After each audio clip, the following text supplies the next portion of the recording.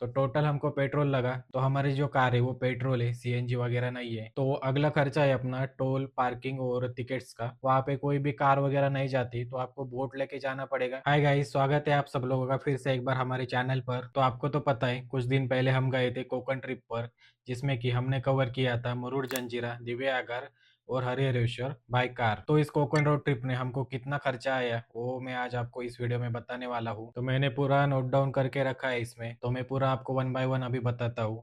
जैसे कि हम गए थे कार से और हमने स्टार्ट किया था पुणे से। तो हमारी जो कार है वो पेट्रोल है, सीएनजी वगैरह नहीं है। तो इसलिए अभी जो पुणे का पेट्रोल का रेट चल रहा है वो है 104 रुपये पर लीटर। तो इस हिसाब से मैंने ये खर्चा कैलकुलेशन निकाला है। तो सबसे पहला खर्चा है हमारा पेट्रोल का ही। तो टोटल हमको पेट्रोल लगा 2500 रुपये का। जो टोटल हमारी रोड ट्रिप थी वो थी पूरी 411 किलोमीटर की। पुणे से हमने स्टार्ट किया था, हम गए मुरुड जंजीरा।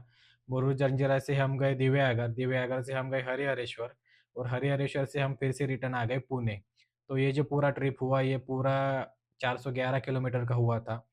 और उसमें ये टोटल खर्चा आया हमको पेट्रोल का, वो था 2500 रुपीज़। तो हमारी गाड़ी एवरेज देती है लगभग 18 का। तो इस हिसाब से टोटल 411 किलोमीटर के लिए वो 2500 रुपये लगे। तो ये खर्चा सिर्फ पेट्रोल का ही। तो इसमें टोल, पार्किंग और बाकी जो भी है टिकट वगैरह वो सब अलग है। और वैसे तो आप कोकण में बस से भी जा सकते हो, जो एसटी चलती है यहाँ पे।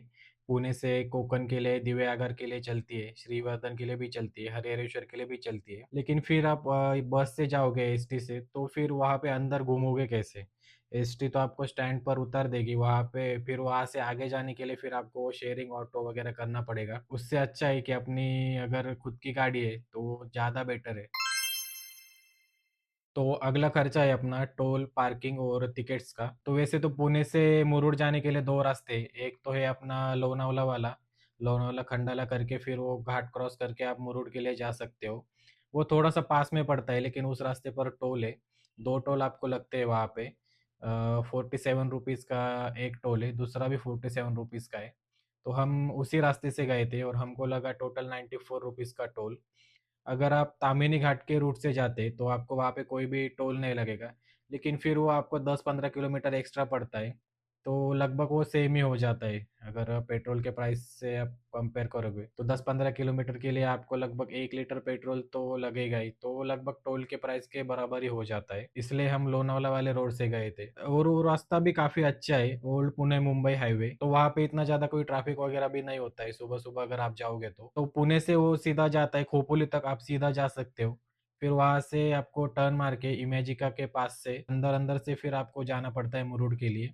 काफी अच्छा रोड है, हमको तो कुछ उसमें खराब ऐसा लगा नहीं। और दूसरी बात है पार्किंग की। तो पार्किंग का खर्चा थोड़ा सा ज्यादा है वहाँ पे, क्योंकि मुरुड के लिए भी हमने पार्किंग के लिए पे किया फोर व्हीलर का 100 रुपया। मुझे लगता है कि वो थोड़ा सा महंगा है फोर व्हीलर के लिए, शायद 50 रुपए तक सही था, 100 रुपए थोड़े से ज्यादा हो गए। और वो सेम पार्किंग का रेट आपको हरिहरेश्वर में भी मिलेगा, क्योंकि वहां पर भी अगर आप फोर व्हीलर से जाओगे तो वहां पर भी आपको मंदिर के बाहर पार्किंग तो मिलती है, बहुत बड़ी पार्किंग है और वीडियो में हमने दिखाई भी है। लेकिन वहां पर भी आपको 100 रुपए पार्किंग के पे करने पड़ते हैं, तो थोड़ा सा पार्किंग का एक्सपेंसिव लगता है मुझे। और दूसरी चीज है टिकट का खर्चा। तो टिकट का खर्चा तो ज्यादा कुछ नहीं है। आप अगर मुरुड जंजीरा जाते हो तो वहां पर आप ऑनलाइन टिकट निकल के जा सकते हो।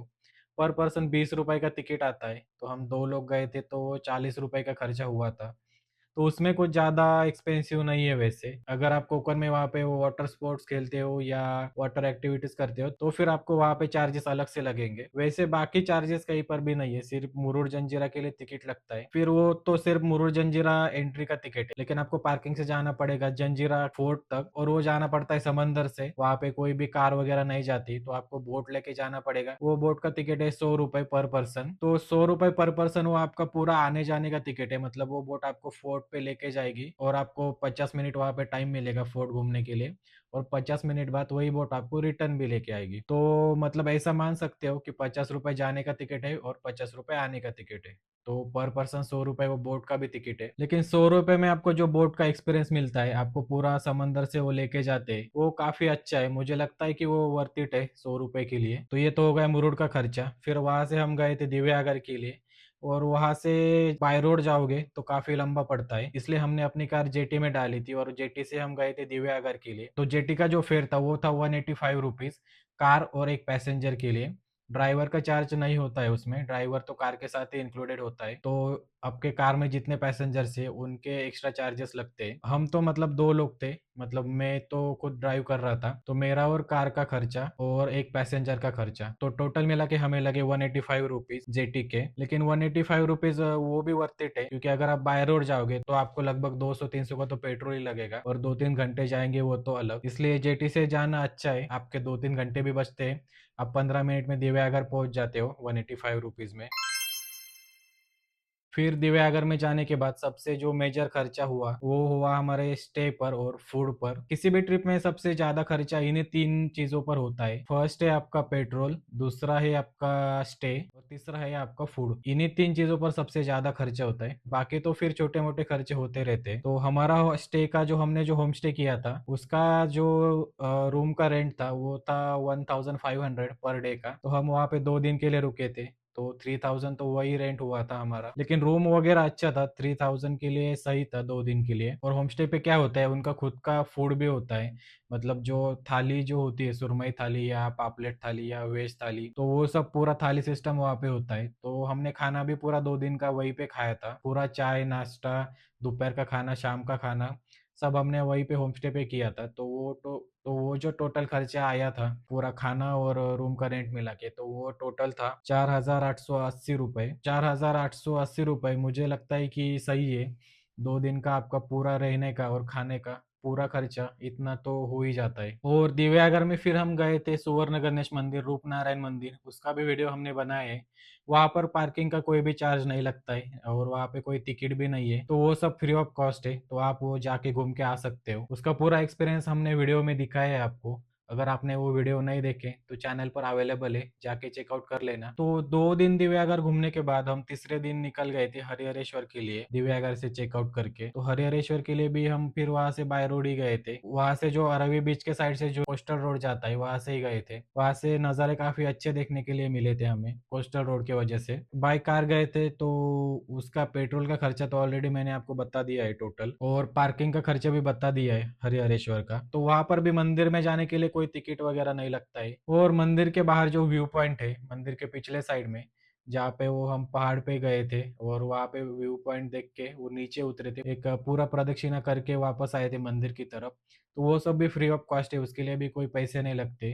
तो वहां पर भी हमारा कोई खर्चा नहीं हुआ। तो वो सब होने के बाद हम फिर से निकल गए थे रिटर्न पुणे के लिए। तो आते आते हमने दोपहर का लंच किया था। वो लंच वो भी थाली लिया था, एक वेज थाली और एक प्रॉन्स थाली। उसका भी खर्चा 500 रुपये में दोनों का हो गया था। प्रॉन्स थाली थी 350 रुपये की, और वेज थाली थी 150 रुपये की। दोपहर का खाना हमारा 500 रुपये में हो गया था। फिर शाम को हमने तामिनी घाट क्रॉस करने के बाद वहां पर भी चाय के लिए रुके थे, चाय और वड़ा पाव लिया था। तो वहां पर भी हमारे 60 रुपए स्पेंड हो गए थे। और उसके बाद फिर हम कहीं पे रुके नहीं, तो वहां से पास में ही था, 1-1.5 घंटे में हम घर पे ही पहुंच गए। तो ये था हमारा पूरा टोटल खर्चा। तो अभी ये सब टोटल करके हमारा टोटल खर्चा जो आ रहा है वो आ रहा है 8899 रुपीज। तो लगभग 9000 आप उसको राउंड फिगर करके पकड़ सकते हो। और 9000 में हमारी पूरी कोकण ट्रिप हो गई, पूरा पुणे से कोकण और कोकण से फिर से रिटर्न पुणे के लिए, वो भी अपनी कार में। तो इतने कम बजट में भी आप कोकण की ट्रिप कर सकते हो अगर आप अच्छे से प्लान करके और एडवांस में बुकिंग करके जाओगे। तो काफी सस्ते में आपको होम स्टे वगैरह मिल जाता है। तो लगभग मैंने आपको सारा खर्चा बता दिया है। अगर कुछ मिस हो गया हो तो आप कमेंट में जरूर बताना, तो उसका भी मैं कमेंट में रिप्लाई कर दूंगा। अगर आपको भी कोकण ट्रिप प्लान करनी है तो आप इतने कम बजट में कर सकते हो। तो मैंने सारे वीडियो इस चैनल पर अपलोड कर दिए, आप उनको देख के वैसे प्लान कर सकते हो। और ये खर्चा लगभग 2 लोगों का है। तो चलो इतना ही था आज के वीडियो के लिए, मिलते हैं फिर किसी नए वीडियो में। तब तक के लिए बाय बाय।